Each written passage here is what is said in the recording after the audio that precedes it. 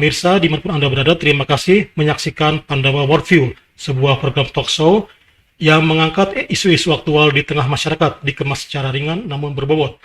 Pemirsa, inilah Pandawa Worldview selengkapnya.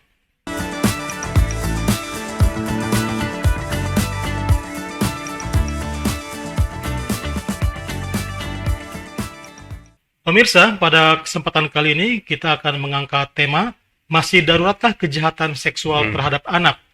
Di banyak pemberitaan di media massa, kita bisa melihat bagaimana kasus-kasus kejahatan seksual terhadap anak begitu sering terjadi dan dilakukan oleh orang-orang yang sebenarnya seharusnya memberikan perlindungan terhadap anak. Nah, untuk membahas hal ini di studio telah hadir pakar psikologi forensik dan juga sosok yang telah malang melintang di isu perlindungan anak, yaitu Mas Reza Indragiri Amril. Kita sapa dulu Mas Rezanya. Assalamualaikum Mas Reza. Waalaikumsalam warahmatullahi wabarakatuh. Bagaimana kabarnya? Alhamdulillah baik Mas. Baik Mas Reza, kita sudah memiliki banyak payung hukum tentang perlindungan anak ya, mulai dari undang-undang, peraturan menteri hingga Inpres. Tetapi pada kenyataannya kasus-kasus kejahatan seksual terhadap anak semakin meningkat. Bagaimana Anda melihat hal ini? Saya sebetulnya terganggu ketika Mas Fadil menggunakan kata meningkat gitu. Karena saya yakin kata meningkat itu muncul dikarenakan grafik data atau angkanya yang terus mendaki dari waktu ke waktu. Anggaplah kalau sebelumnya ada 100 kasus, sekarang 200 kasus, kemudian naik 300 kasus, dan itu yang membuat kita gelisah, dan hari ini kita perbincangkan soal itu. Kalau saya justru punya tafsiran berbeda tentang angka yang mendaki itu. Angka yang mendaki justru menurut saya merupakan tanda-tanda Indonesia situasinya membaik. Kenapa? Kita bayangkan ya. Angka yang naik dari 100 ke 200 misalnya, itu menandakan tiga pihak sudah menunjukkan daya lenting, resiliensi yang semakin oke. Masyarakat lebih berani melapor. Media lebih gencar memberitakan. Dan kita berharap otoritas penegakan hukum juga melakukan tindak lanjut secara lebih serius lagi. Kalau tiga pihak tersebut bergerak atau melangkah seperti yang saya utarakan, maka niscaya itu angkanya akan naik.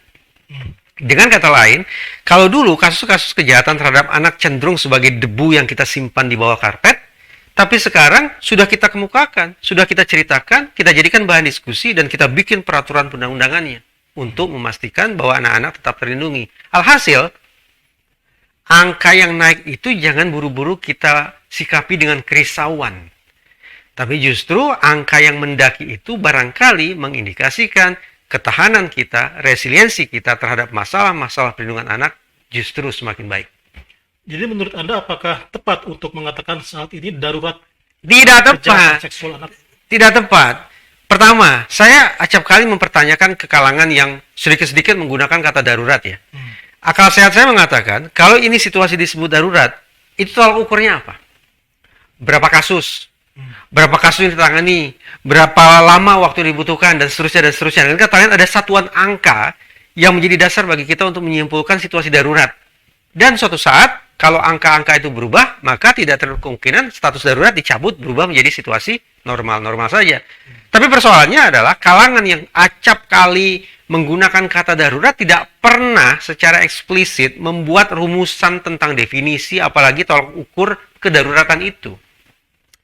Bandingkan dengan teman-teman di kepolisian atau di rumah sakit ya. Di rumah sakit ada instalasi gawat darurat. Tidak setiap pasien masuk instalasi itu. Hanya pasien dengan kondisi darurat saja yang masuk ke situ. Selebihnya ya masuk ke instalasi-instalasi umum. Terukur ya, mana yang masuk darurat dan mana yang tidak. Tapi mereka-mereka yang sedikit-sedikit menggunakan kata darurat pernah tidak berpikir seperti itu. Bahwa harus ada rumusan yang jelas. Faktanya tidak. Tapi kita lihat di media pemberitaan-pemberitaan tentang Ya kita harus luruskan. Kita harus luruskan. Dengan kata lain, mari kita gunakan kata darurat itu secara lebih hati-hati. Secara lebih terukur. Agar kita tidak habis stamina pada fase panik. Begitu ada tokoh yang menggunakan kata darurat, masyarakat langsung gempar, panik luar biasa, tapi tidak cukup punya stamina untuk mengikuti kelanjutan kisah atau kasusnya. Karena itu saya terus terang, menggunakan kata darurat menurut saya tidak lagi bermanfaat. Kata yang semestinya digunakan secara selektif itu, faktanya justru digunakan secara serampangan. Tidak terukur, alhasil kerja-kerja kita, kebijakan-kebijakan kita, juga tidak secara definitif bisa memastikan situasi darurat akan berubah menjadi situasi non-darurat. Bagaimana Anda melihat upaya penyelenggaraan perlindungan anak dari masa kepemimpinan saat ini dengan sebelumnya? Di akhir masa kepemimpinan Presiden Susilo Bambang Yudhoyono, dari istana pernah keluar sebuah dokumen yang menurut saya sangat bagus. Namanya adalah Inpres GN Aksa. Inpres Gerakan Nasional Anti Kekerasan Seksual Terhadap Anak.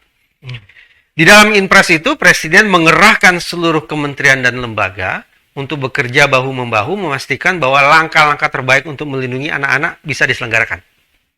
Tambah lagi, setiap 3 bulan sekali, paling sedikit. Jadi setiap 3 bulan sekali, paling sedikit kementerian dan lembaga harus melakukan rapat evaluasi. Untuk memastikan bahwa program-program mereka, regulasi-regulasi mereka, apakah perlu dimutakhirkan, direvisi, dan seterusnya. Jadi berkesinambungan. Tapi dari tahun 2014 sampai sekarang pun saya tidak tahu di mana gerangan keberadaan dokumen itu. Bahkan mungkin Mas Fadil bisa bantu saya. Tanya ke kementerian dan lembaga terkait, kapan kalian terakhir kali rapat triwulan? Sebagai tindak lanjut atas Inpres GN Aksa. Khawatir bahwa ternyata Inpres itu hilang atau lenyap begitu saja. Padahal presidennya boleh berganti. Tapi Inpresnya tidak boleh diletakkan di sembarang tempat.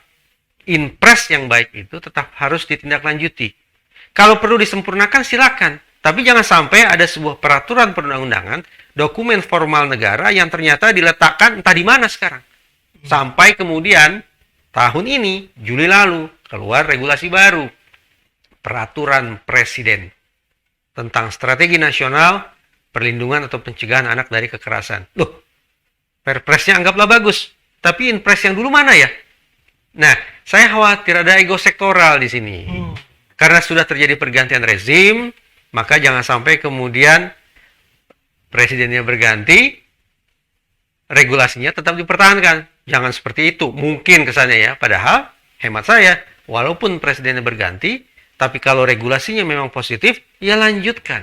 Ada perbedaan antara Perpres sekarang dengan Inpres yang dulu? Memang ada bedanya. Tetapi, tadi saya katakan, dokumen atau peraturan perundang-undangan sebelumnya yang sangat disambut dengan sukacita oleh para pegiat anak dan diharapkan bisa memberikan perlindungan ekstra terhadap anak-anak Indonesia, khususnya dari kekerasan atau kejahatan seksual, itu entah di mana sekarang keberadaannya. Artinya koordinasi antar lintas kementerian atau lembaga tidak hanya lintas kementerian, tapi lintas pemerintahan, lintas rezim ya. Lintas rezim juga jadi persoalan karena kemudian ada sebuah dokumen yang seolah-olah tersimpan di suatu tempat yang entah di mana, dan sekarang ada sebuah regulasi baru yang perlu kita cek kembali seberapa jauh dua dokumen penting itu berintegrasi atau terkoneksi. Itu berimplikasi terhadap penanganan jelas di lapangan ya? Yang namanya Inpres dulu itu, sekarang ada Perpres, itu kan idealnya merupakan mercusuar. Menjadi titik tujuan seluruh pemangku kepentingan ketika bicara tentang perlindungan anak-anak dari kejahatan. Semestinya demikian. Tapi kalau kemudian mercusuarnya entah di mana, kemudian muncul suara yang baru, saya khawatir kita ini rakit-rakit di tengah lautan ini bisa terbawa ombak ke sana, hanyut oleh arus ke sini, dan tidak sampai ke tujuan kita, yaitu anak-anak Indonesia terlindungi. Apa bisa dikatakan arah perlindungan anak di Indonesia semakin tidak jelas atau bagaimana? Saya punya cara untuk membaca arah perlindungan anak Indonesia ya. Bacaan saya terutama sekali adalah Undang-Undang Perlindungan Anak itu sendiri. Mari kita lihat bahwa sejak diluncurkan pada tahun semasa Ibu Megawati sebagai presiden seingat saya. Undang-Undang Perlindungan Anak diluncurkan sampai hari ini sudah 3 kali direvisi. Sudah 2 kali direvisi. Jadi ada 3 versi undang-undang ya. Versi induknya, kemudian versi revisi pertama, dan versi revisi kedua. Kalau kita cermati Mas Fadil, bobot terbesar dalam revisi itu tak lain tak bukan adalah pasal-pasal terkait pemidanaan. Dengan kata lain, kita bisa tafsirkan bahwa revisi berulang kali terhadap Undang-Undang Perlindungan Anak dilatar belakangi oleh situasi karut-marut terkait dengan penegakan hukum. Seolah-olah berbagai macam inisiatif tidak lagi cukup ampuh untuk menghentikan kejahatan terhadap anak. Seolah-olah hanya polisilah yang harus diberikan instrumen sangat kuat, sangat keras, lewat hukuman-hukuman itu, sanksi-sanksi pidana. Itulah yang diyakini akan bisa membuat Indonesia menjadi lebih aman dan layak huni oleh anak-anaknya. Nah, itu bacaan saya. Jadi, secara langsung ataupun tidak langsung, eksplisit maupun implisit, para pembuat undang-undang memotret Indonesia dari waktu ke waktu semakin berbahaya.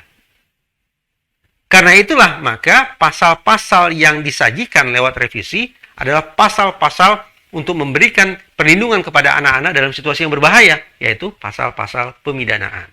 Padahal kita sudah punya sistem peradilan pidana anak ya, Undang-undang sistem peradilan pidana anak itu khusus bagi anak-anak dalam kedudukan sebagai pelaku. sebagai pelaku. Itu dibikin tahun 2012.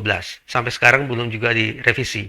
Padahal saya membayangkan dengan kompleksitas situasi yang semakin lama semakin tinggi, dinamika kehidupan anak-anak yang semakin lama semakin acap kali menggelisahkan, maka sudah sepatutnya undang-undang SPPA juga direvisi. Tapi itu belum pernah direvisi. Berarti ada dua persoalan.